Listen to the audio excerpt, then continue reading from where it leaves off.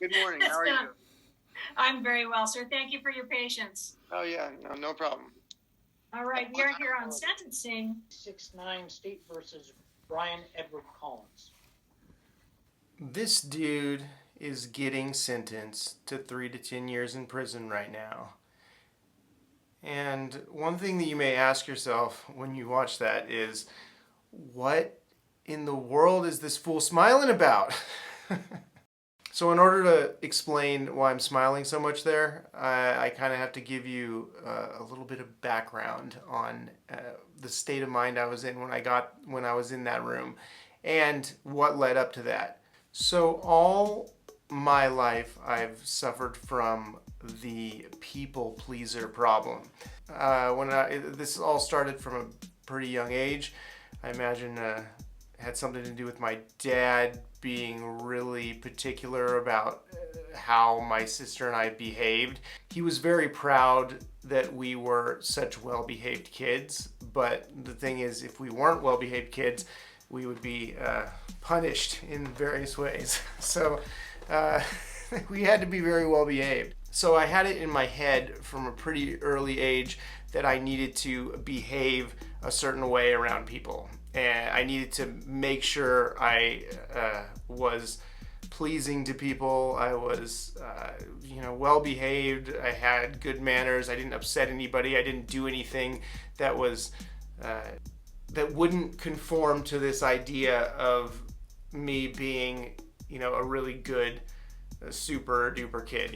So even though none of this was like super extreme or overtly traumatic in any way, it still developed as kind of like a festering wound in my psyche as I grew older. As I worked my way through my young adult life, I found social situations to be rather exhausting.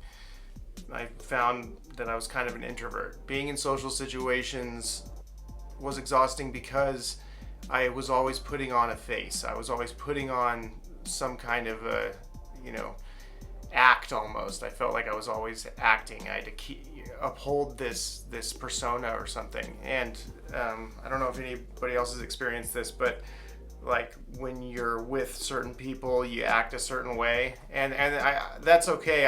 I still do that to some degree, but in this case, it was deeper than just a surface level, sort of like communicating better with certain people. You can communicate different ways with different people. This was like deeper, like I was adopting mannerisms, and I would adopt, kind of the way people were, and I'd sort of try to become like what I thought that they wanted. And that's exhausting to always be kind of putting on an act. So I felt like this stress with social situations and interacting with people. But as I discovered drugs and started trying different drugs, that proved to be quite a dramatic respite from that experience. I would take certain drugs, and they just clicked with me, and it felt like this solution to a problem. This problem that I had. It felt like, when I feel like this, all this other stuff can drop away, and I can just relax and be myself. And I felt like people liked me better when I felt more authentic, or I felt more comfortable, really. And as far as I understand, that's a pretty common experience for people who end up with drug problems. It's never because you just want to be messed up all the time. It's because it solves a problem. It's a solution to something. If it wasn't a solution to something, then it wouldn't be so appealing, right? I mean, of course it is. It's something that you feel is working at the time. So along with all of this, I also developed that sense that if I only had everything I wanted, if I only had all the things, if I only had all the status, if I only had, the respectable stuff in society's eyes, then I would be free from all of this suffering, from all of this discomfort. And so I spent a lot of my adult life achieving those things. I went to college and got a degree. I got a cool career as an RN. It was super flexible, paid well, I could travel, I could be anywhere, I could work whenever I wanted, and I was financially set. I ended up with owning a house with my partner at the time. I had all the cool stuff, all the cool toys, lived in a cool place. As I said, I felt that once I got all that stuff, then there would be no need to feel self-conscious. I will be free to just relax into my true self, and just be me. And, I just felt that would happen automatically. Like that came with all that stuff. But I got all that stuff and it didn't work at all. I just became more and more desperately addicted to more and more kinds of drugs and doing them in more and more dangerous ways, and eventually I crashed and burned. I got divorced, I gave up everything, and I moved out of my house. I got a camper van and just started driving around and just got deeper and deeper into this IV heroin and meth addiction. Eventually I found a good connection with somebody who had good stuff all the time, and I started buying a lot of it and then selling those drugs to support my habit. And I did that for over a year. A lot of crazy stuff happened in that time, which I'll get into at some point on this channel. So long story short, somebody ended up getting in trouble for having a little bit of stuff, and the cops convinced them that if they would only help, get me, then they would get off with, an easier sentence. And so they did, and I got arrested, and I wound up in county jail. And I knew at that point that I was probably going to be stuck inside for quite some time. So the first part of being in county jail, the first about month and a half, was pretty tough because I was withdrawing cold turkey from everything I had been doing. At that point, after getting arrested, I wasn't super concerned that I was in there. I was mostly just concerned with that I was withdrawing and that it was terrible. It's terrible. So as I started to get clean of everything and started thinking more clearly, you might think that I would find myself just devastated and terrified of what was to come. But that actually wasn't the case at all. Something around that time profoundly shifted in my awareness of my life. I'd spent my whole life trying to keep up this facade, this act to fit in, this act to be accepted. And it had always been a struggle, but at this point, I had nothing to hide anymore. Everybody knew what was going on with me at this point. Everybody knew where I was at. There was no pretending at all about any of this. There's no escaping this as far as your reputation is concerned. So in that space, I found myself set free from all of those concerns. At this point, it was like, whatever. People are going to think whatever they think of me. They're going to feel however they feel about this. And the reality of the situation is that I'm here and I have this unknown of what this is going to be like in front of me. And it really just released me from all of those concerns that I had been dealing with my whole life. I see it now kind of as a split in the road where I could have either gone down this path of complete self-hatred and just self, implosion. But I took this other path of just self-compassion and self-love and self-acceptance, really. And I started to figure out who I really was as I sat there, month after month, awaiting this court date where I didn't know what was going to happen. I didn't know if I was facing, years and years and years and years, or if I was just going to get out on probation because it was my first offense ever. I had no idea. It also started to occur to me that, pretending you're something you're not doesn't work. Having all the stuff to make it seem like you're having this ideal life doesn't work. So what does work?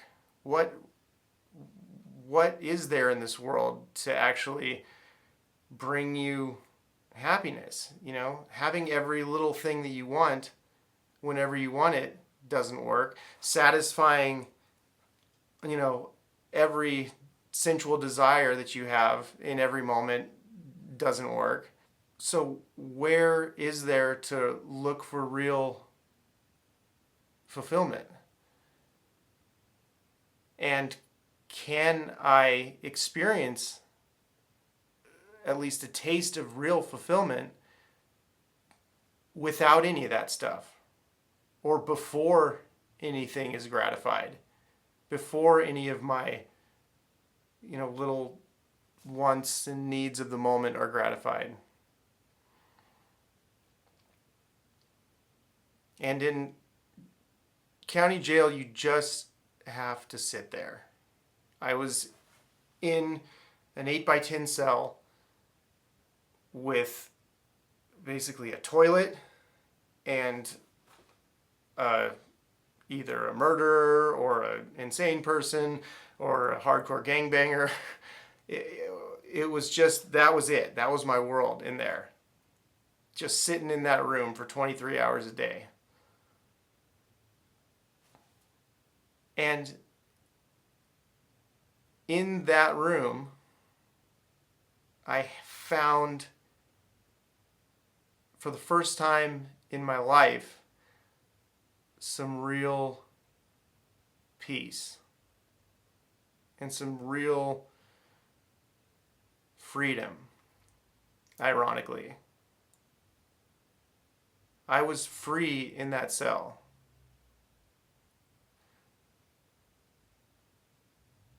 I was free from desire. There was nothing to want. There was nothing. The future was way too far off and unknown at that point to worry about any of that, to worry about recovering my reputation or getting stuff back or anything. It was just me in that room and whoever happened to be sleeping next to me. And so I just started to sit and feel into myself and try to start to figure out, who is this person? What does this person really need? And as cheesy as it sounds, I really just needed some self-acceptance and some self-love. And some just cessation of grasping at these false promises. And I found that there. And so by the time, 4 months later, when I showed up in that courtroom, I just wasn't that concerned with what they were going to do. I wasn't that concerned with what this system had in store for me. And that's why I'm smiling away as I get sentenced to 3 to 10. because I knew it was going to be okay. I knew whatever happened, I was going to be okay. And I am okay. And I'm still working on being more okay. And that's what I'm doing here. That's what I'm doing here on this channel, on this kind of video log. So that's it. That's all I want to talk about today. We're going to keep getting more okay. That's what we're going to do. I'm going to check in with you guys every week, and we're going to talk about the ways in which I'm becoming more okay. And hopefully, how you can become more okay. Or maybe you can share with me the ways that you're becoming more okay. Because that's really what this life is. It's a adventure where we hope to grow and become more and more okay as it goes along. And we don't need a lot of tools to do that. We don't need a lot of material tools to do that. We just need our minds and our attention and our concern for ourselves and others. That's it. We can do so much with that. We can. It's pretty cool. It's pretty cool. So, anyway, the song of the week is a banger, okay? The song of the week is, well, I'll just tell you. It's All Right. It's the name of the song by Kendrick. You probably heard it, but listen to it again because it's so dope. And listen with headphones and just pay attention. That's all you got to do when you listen to music. You just gotta be able to hear it well with both ears, and you need to be able to sit and pay attention to it. And it will just set you free. So let me know how you're feeling in the comments, and just take care of yourself. Realize that nothing's that big of a deal. All right. I'll see you next week.